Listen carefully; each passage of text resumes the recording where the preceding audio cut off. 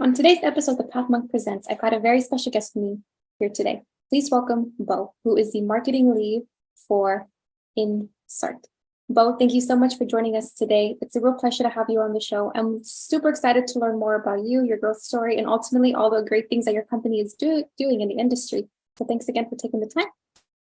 Thanks for having me. It's a pleasure being here. Yeah, absolutely. It's our honor. So for all of our listeners out there, tell us, what does your company do exactly?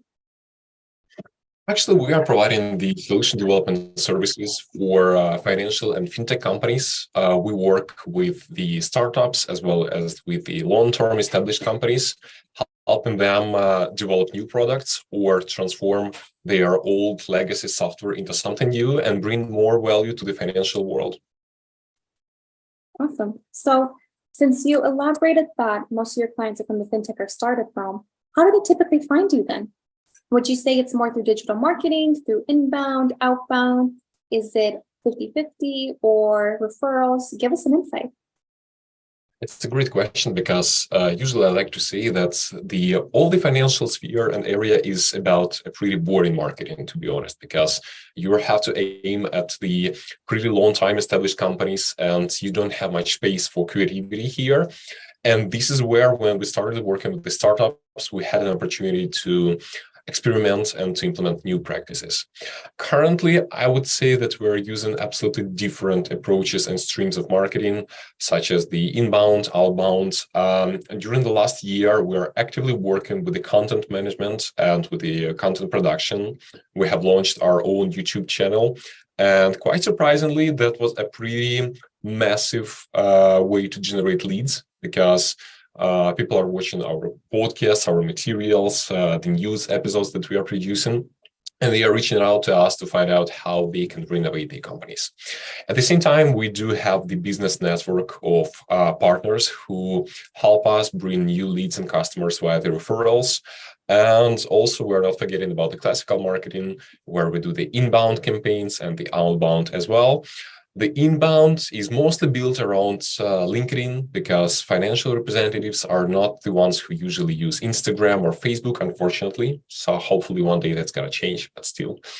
And the outbound is usually about testing lots of different hypotheses. So within a quarter, we are running about 50 different outbound campaigns just to test the things out. Oh, wow. But I think it's great that you guys have really been doing a lot of A/B testing. You're seeing what's working, what's not working, and ultimately being able to reach your clients and potential clients, but also with going a step further and figuring out how can we be able to cultivate these relationships like in the early stages, to where, they'll see that, okay, like we're here to, be very transparent and build these long-lasting relationships with our clients overall. So I think it's great what you guys are doing. Exactly. And we're talking about doing the A/B tests. The financial market is the thing that changes every single day. We're all seeing what's going nowadays, and all the US news are saying that the sky is falling, we have the recession, everything's bad. So that's exactly the case when you cannot stick to the same strategy every single day. You have to be changeable, you have to be dynamic and agile to everything that's going around. Yeah, exactly. And I agree with you 100%. Being agile is key, especially within this market where it's changing every single day. So it's like you have to be able to see what is going to be able to work within short term, but then being able to adapt it to long term as well. Right. So now we're going to switch gears here, and we're going to talk about you as a leader. So in your role, what do you do on a daily basis? And also throughout this journey, what have you learned within your role, but then also how did you ultimately end up within this company? That's a pretty interesting story, actually, because first of all, for a long period of time, I was working as a developer. Then I switched to the project management, and then somehow I turned into the marketing leader. So that's quite an interesting story. I was just bored writing code, and I'm the person who loves talking a lot, as you have probably seen. So I decided that marketing would be the best approach for me. And talking about INSART, that's another part of an interesting story, because something like 10 years ago, the company where I was working at was a partner of INSART. And then several years after, I ended up working with INSART and started my journey there as the project manager. And now I work as a marketing lead. talking about the things I do on the daily basis, again, some of my habits from the managerial, like classical managerial past, still remain with me. And because for me, it is not about what types of campaigns are you running or how creative your marketing materials are. It's about the team that you are building around yourself. Because as long as you are the manager, you are the one who leads the direction and who defines where the ship is going to go. But the fact is that your hands and your head are around your team, and they are the people who define what should be done next and how it's going to be done. So for me, it is mostly about building a healthy environment where people who work with me will feel heard, will feel as the ones who can bring some new ideas and will not be afraid to experiment. So that's the main idea. And overall daily basis is built around creating a strong team where people are not afraid to be individuals. Awesome. And I really love how I can tell you challenge your team like, hey, like make the mistakes. Don't be afraid to, do a lot of testing, test and test and test. Like, let's be a solution. Let's see what can happen. Because the more we're able to see what's going to work and what's not going to work, it'll lead us to our end goal. So I think that's really great as a leader. Exactly. There was a pretty long amount of time when we've been trying just to stick to a specific strategy, or we had just several specific campaigns per quarter. But then we just realized that it is not enough, especially when the world again is changing every single day. So that's why we have so many split tests, so many A/B testing things to do, just because one more campaign, it is not like something you can do or not, and you can lose everything with it. This is just one more try where you can enhance in the smallest amount of the things, like just a little bit enhancement for the target audience or just a small enhancement to the creos, but that's going to be enough for you to test the things out and to get some useful insights to make something bigger and to attract more leads and more customers. Exactly. So then how do you stay up to date in this industry? Where do you go to learn and grow, but without feeling so overwhelmed? Because I feel like for marketers nowadays, it can be so overwhelming and just not knowing where to start in general. So how do you navigate the landscape overall?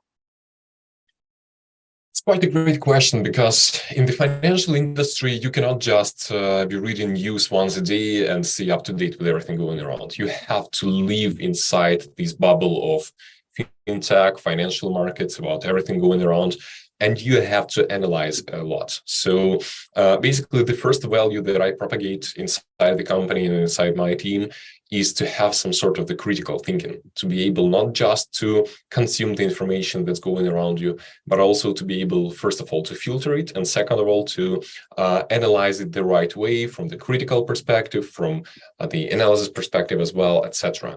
Because we live in a world where there's like a lot of different information. According to the statistics, the regular person today consumes like the amount of information that the person 100 years ago consumed her whole life. And that's just crazy, because the amount of the info that we are gathering every single day is just huge, and it keeps growing and growing. So first of all, you have to be really careful about what you do and how you consume all this data around you. But secondly, you also have to make sure that you're not losing anything, because again, especially when you're a marketer, it's pretty easy to get lost looking at different directions at the same time. You have to stay focused. At the same time, you have to gather as much different info sources as possible. What works for me is I have set up a bunch of different specific feeds from different newsletters, email newsletters, etc. And first of all, they are being filtered by relevancy and by duplicates. So I'm not reading every single news once and once again. But at the same time, I have access to almost everything going around, not just in the United States, but also all over the world.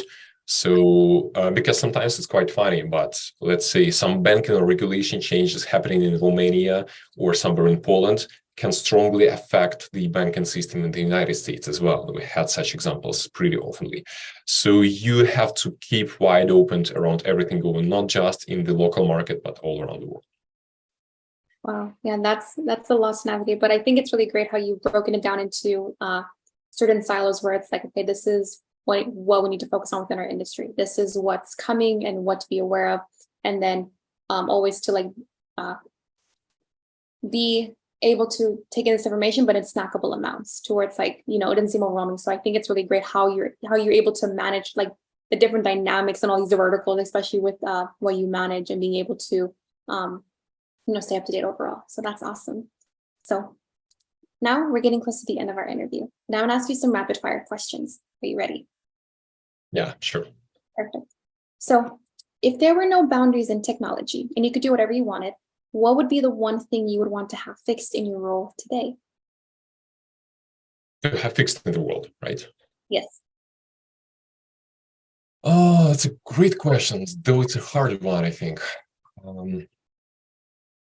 I would definitely regulate the way how the mobile apps works nowadays, because there are lots of different mobile apps and etc. They are not being regulated at all. And I think that this specific area needs a lot of regulations, especially when we are in the era of digital banking, where anybody can get access to your banking account just within several clicks. So that's what definitely needs some regulations. But I agree with you completely, 100%. So now, what is the one piece of advice that you would give yourself if you could go back to the beginning of your career? What would you tell your younger self? Is there anything that you would do differently? Oh, that's a great thing. I would say to myself that you should not be afraid of experiments. If you want to switch your career, you should definitely do it without hesitations. And that way, I would definitely switch to marketing much earlier than I've done it. Awesome. No, that's really great sound advice. I think too, when you're able to get over that fear, like the opportunities are limitless at that point. Exactly. The trick is that usually we are running for some income here and now, or for some specific results here and now. But sometimes in a long-term perspective, doing the things that you love the most work out much better. Yeah, exactly. So now we're at the end of our interview today. And I want to thank you so much for joining us on the podcast. But I also want to give you the last word. If anyone were to forget about everything we've talked about today in this interview, what is the one thing you want them to remember overall? Oh, that's quite a great question as well. And again, it's a pretty hard one to answer, I believe. But I would like to say that you should not be afraid of experiments, and you should try to split test as much as possible wherever you are a marketer or not.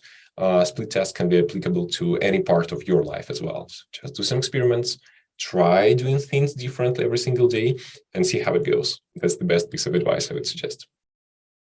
Definitely.